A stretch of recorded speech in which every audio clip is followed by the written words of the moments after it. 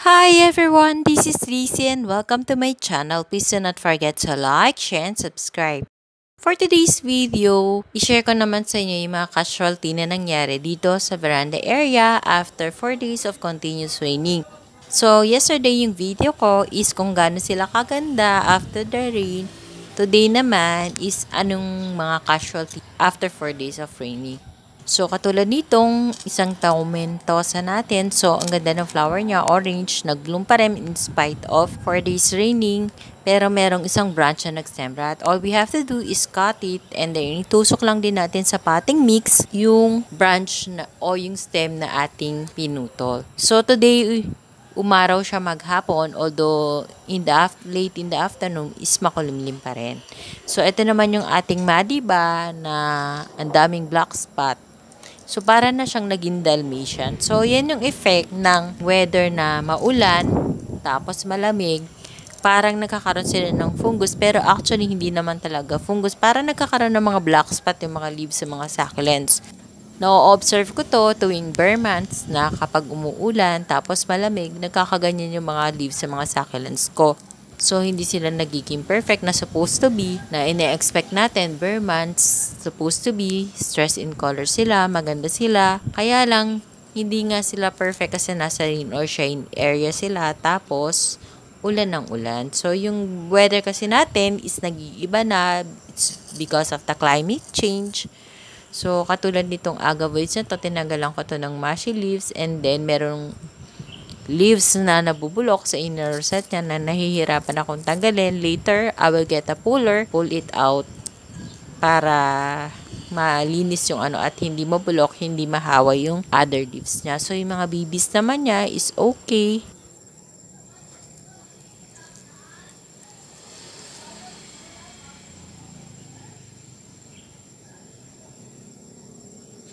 And this is our habit ear. Merong isang leaves na hindi ko matanggal yung leaves na may malaking black spot. Actually, I don't think it's a fungus kasi hindi naman nahawa yung mga ibang leaves niya. Kasi kung fungus yan, may black spot na yung mga katabing leaves. Kasi isang stem lang naman siya.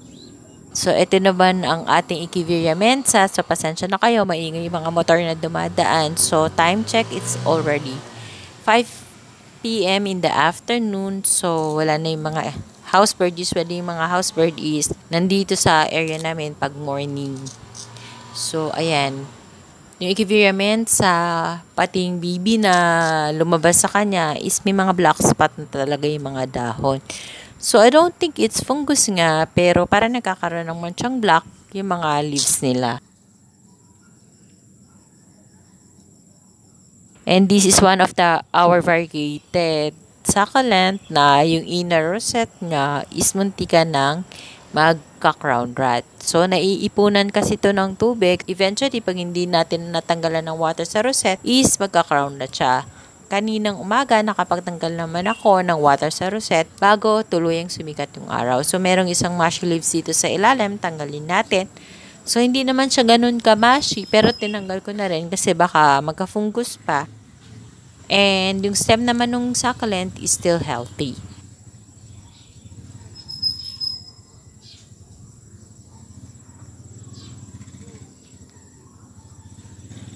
Ito naman yung ating St. Louis. Ayan, nakikita niya nagkakaroon na siya ng fungus. So, meron ng 2 leaves with black spot. And then, may isang mushy leaves na tinatanggal tayo. So, ito yung mushy leaves na ayaw kong tatanggalin kasi parang nadidiri talaga ako kasi matubig siya. Pero anyway, it's part of gardening. So, ganun talaga. We have to remove it or else it will cause damage to the other leaves. So, ayan, tinanggal ko na yung mga black spot and then later on, I will spray alcohol on them.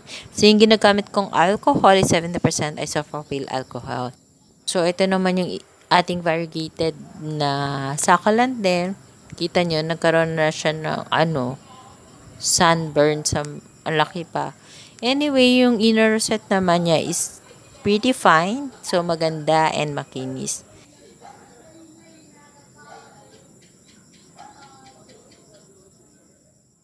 Tapos, etong succulent na to is a variegated one. I was trying to remove yung leaves na akala ko black spot na I'm trying to touch kung fungus ba yon o malambot. So, parang feeling ko hindi na siya tanim. So, I checked the stem.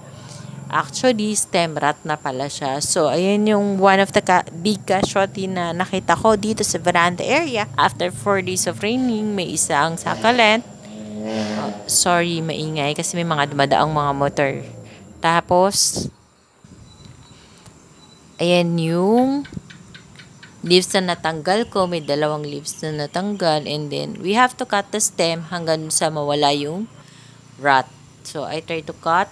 At first, meron pa rin. So, medyo malalim na yung pinaka-rot niya. Buti na lang nakita natin kagad. And we can still save this succulent. So, kinat ko siya. And then, I'm going to spray alcohol and put it on a dry soil mixture sa isang pot para magkaugat siya. So, hopefully, makasurvive to kasi iisa lang yung ganitong kind ng succulent ko. So, gumanda nga yung color niya para nagkaroon ng stripe kasi it's a variegated succulent. But unfortunately, stem rot din siya. So, ayan, ilagay natin siya dito kung saan hindi siya mababasa ng ulan. Tapos, itong ating hybrid Lawi and Aryan na dating pinagmamalaki ko sa inyo, hindi ako nahihiyang sabihin na nagmash ito and then eventually nagka-fungo siya. So, I'm trying to save it by putting alcohol on it from time to time. Kaya lang, parang hindi na siya makakasurvive. Pero meron pa akong nakitang leaves na nakakapit dun sa stem and yung stem is okay pa. So, let's leave it there na lang. So, ito naman yung, I think it's a baby finger trying to survive here. So, ayan, hindi ko na kasi siya pwedeng ilagay sa garage area kasi maninibago na siya. Kasi parang dito na siya naka-adapt sa rain or shine area. Baka lalo siya mamatay pag dinilagay ko siya sa garage area. So, pasensya na kayo, maingay yung aso namin, tahol ng tahol kasi maraming dumadaan. Tapos, ito, merong mushy leaf sa ilalim. So, kung titingnan niyo yung succulent, para siyang dehydrated, although umulan ng 4 days, hindi ko alam kung bakit din yung itsura niya. So, karerepat ko lang din ito. So, ayan, may black spot, kaya tinanggal ko yung leaves. So, let's see kung mag-i-improve siya. Nirepat ko to, I think, 2 weeks ago or 1 week ago. Tapos, yan, ibinay ko na siya dyan.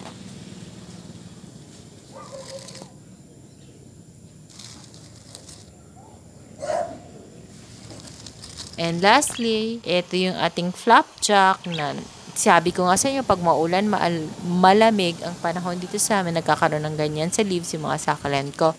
So, kung may naririnig kayong huni ng ibon, it's not our lovebirds. It's a big bird na nandito malapit sa poste ng kuryente dito sa kung saan nakalagay yung flapjack. So, ang ganda din ng huni niya. So, that's all for today's video, guys. I hope you like my sharing for today. Thank you for watching. Please do not forget to subscribe and share my video to your family, friends, and relatives. Bye for now. See you on my next video. Bye!